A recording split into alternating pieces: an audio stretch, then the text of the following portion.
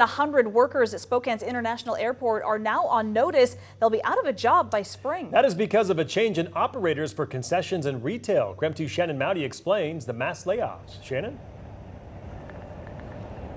Well, Spokane's airport started looking for and putting out requests for bids for a new food and retail operator back in July. That's also when food and retail workers here at the airport started asking for job protections. And now, several months later, many of those workers still feel uncertain as the airport gets closer to finalizing a new concessions contract.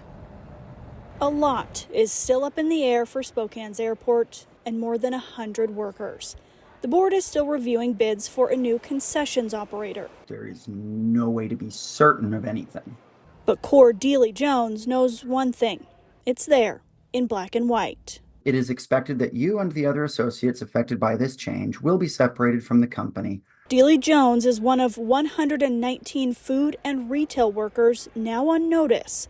Once the current concessions contract through HMS Host ends March 31st, they'll be permanently laid off. That's over 100 good jobs. It would be really devastating to lose that, and I think really not good for the community either. Union President Anita Sate says they tried and failed to convince the airport to require job retention as part of the bid process. Now they're waiting to see which company takes over. That decision, says airport spokesperson Todd Woodard, is expected in February. But what we are trying to do is get the company that's coming in to agree to hire them all. We are trained.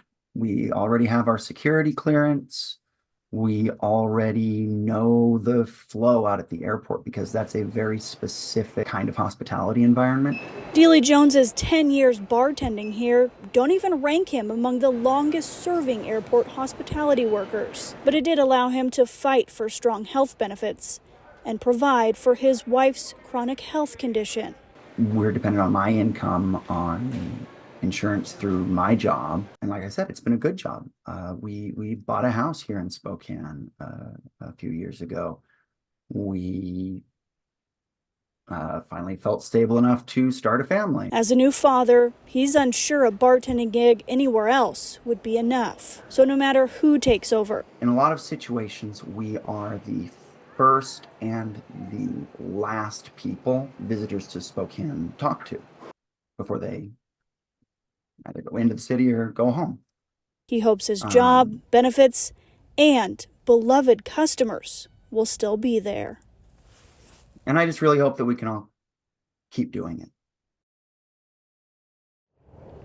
Again, the airport board is expected to select a new operator and finalize that new concessions contract next month. But as it stands now, those 119 workers are expected to be permanently laid off starting April 13th. Shannon Mowdy, KREM 2 News.